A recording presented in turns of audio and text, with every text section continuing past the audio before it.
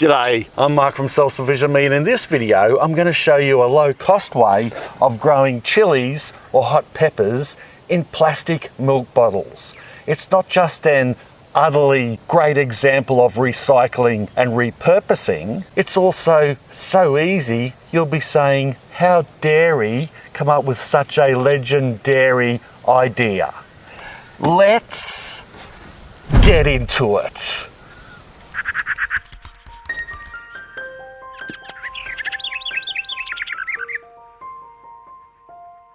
Well, I'm going to milk this for as much as it's worth because I'm really happy with how this growing chilies in milk bottles turned out. But there were several good and interesting lessons I learnt along the way. So let's start from the beginning. Firstly, we have two big teenage boys and they go through milk like hot butter through a knife. Or should that be the other way around?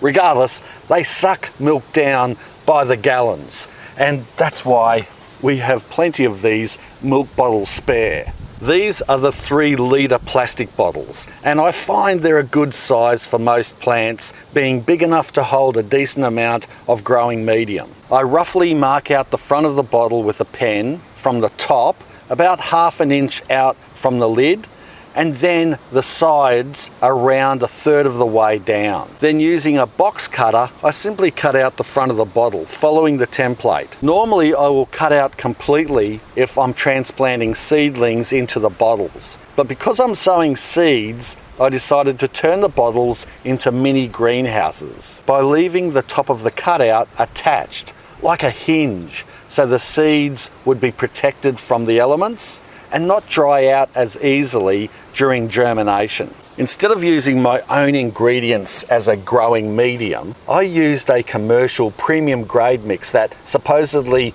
had enough nutrients to sustain plants for up to 12 months. That's never true, but a premium mix is more than just a fertilizer. And I've found that this mix I used is pretty good, and when purchased in bulk, it's cost effective as well. You want to pack the potting mix into the container, pressing it down as you go.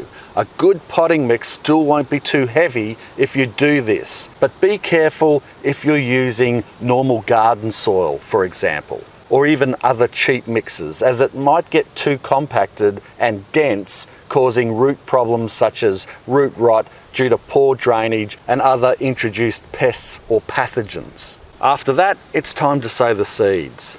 Now, plant selection here for chilies is important because you can get all different sizes of pepper plants, and if you pick a pepper plant that is too big for this container, well, you're going to run into all sorts of problems. The main one being that it'll be too big for the container and it just won't grow very well at all. Therefore, I selected a dwarf chili variety called Fire and Ice.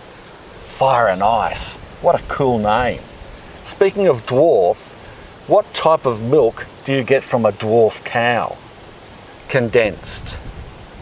I always like to oversow my seeds to give the best chance that at least one will germinate. And if they all germinate, then I just thin them out later. Cover lightly with some more potting mix, firm down, and then give the container a splash of water before closing down the front cover to lock in the moisture and protect the seeds from pests such as mice digging them up, etc. Then it's just a waiting game for the seeds to hopefully germinate in a week or two.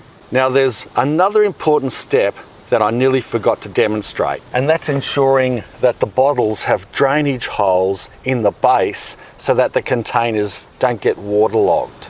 I use a screwdriver or some other puncture tool and heat the end with a flame. A butane gas burner works excellent. And then poke through 4 small holes, one in each corner of the bottle, slightly up from the base, as this will allow a small amount of water to always pool in the bottom of the container, allowing wicking of water to the root system without being too wet. By the 2-week mark, you should see the seedlings emerge, and at this stage I like to keep them protected and let them grow on for a little longer. Keep monitoring the seedlings over the next week or so for any problems and to see if there are any that are growing stronger than the others in each container. When the stronger seedlings are 2 or 3 inches high, it's time to thin them out to only 1 seedling or plant per bottle, because if you try growing more than 1, they're going to compete for nutrients and water, and both aren't going to grow well. You can discard the seedlings you don't need, or what I like to do is keep some as insurance just in case the single plants die off for whatever reason, and then I can replace them. Of course, if you have the space, you can always put them elsewhere or even make more bottles with the leftovers. To help with transplant shock and the root disturbance of me digging around in the milk containers, I like to water in with a seaweed tonic. One brand I use is Seaweed Secrets by Plant Doctor. It's a top product, only sold online by a small family business based on the Gold Coast, right here in Australia. And yes, I have an affiliate deal with them, so full disclosure, but if you buy something from their store, the first time you do, you'll get 20% off and then 10% discount forever after that. There's more details in the description below. From then on, it's just a matter of watching them grow into maturity. I did have one other experiment within the experiment to test out, and that was growing the plant through the lid hole. I wondered if I trimmed the plant and poked the stem through the hole, would it grow more upright and stable? So I did this to one plant just to test it out against the others. There are also a few things to watch out for when you are growing in these smaller containers. As convenient as it is to be able to pick them up like this and walk around with them, it really is fantastic. But particularly for fruiting plants like chilies, they do use a lot of resources to grow well. So firstly, you need to make sure the water is kept up to the plants, especially during hot weather, because these containers will dry out fast and immediately start stressing the plants. On average, I watered plants daily, usually around mid-morning, to ensure they had enough moisture to last throughout a whole hot day. We live in the subtropics here, and you can imagine it gets really hot. Secondly, because you are watering often and there isn't a lot of medium or soil in these bottles, what could happen is the nutrients get washed through faster. Even though this is a premium potting mix and they claim that it should last 12 months of feeding, I found the plants started running out of energy and began to look a little pale and lackluster shortly after developing fruit. Therefore, I decided to give the plants a boost with a liquid fertilizer to pick them up, which it did nicely. Apart from that, I haven't given them any more nutrients, but once I harvest this crop of ripe chilies, the red ones, I'll then give it another feed. I can already see more flowers starting to come out, and an extra feed will help them produce another crop before the season ends. Oh, and as for the plant that grew through the hole, I don't think it made much of a difference to stability or anything like that. It seems to have grown a little taller than some of the others, but you can't put that down to going through the hole. You know, it could have been just the position that it was in, that it grew a little taller than some of the other ones. It might have got shaded out and tried to grow a little taller. Who knows, it might have got more water and nutrients. But so, yeah, it's all academic. Quite frankly, I think putting it through the hole here and trimming the plant was just extra work that was unnecessary. Anyway, let's have a taste test and see what they're like. Pull right out the middle here. Look at these beautiful things. Aren't they gorgeous?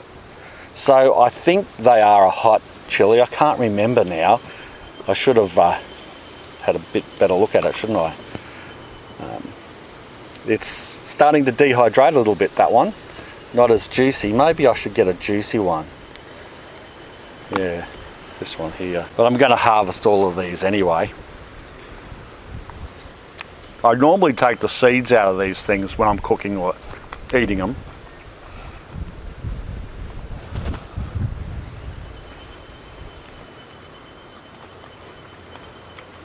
This better not be some really late heat hit. There's just, it's probably a medium. It's not that uncomfortable at all, but you know what? It's nice and tangy. And it's for people who don't like really hot chilies. One thing I would recommend just quickly, I know it's sort of unrelated, but don't steer away from chilies altogether. Get a mild or very mild chili and eat them for the tanginess and the sort of the spice that it adds to the food rather than the heat. For me, I don't like really hot chilies for the sake of the heat. I like chilies in recipes because that adds to the recipe and it brings out the flavors and adds flavor. Let's just try another one in case this one was a fluke. Maybe I'll try a green one.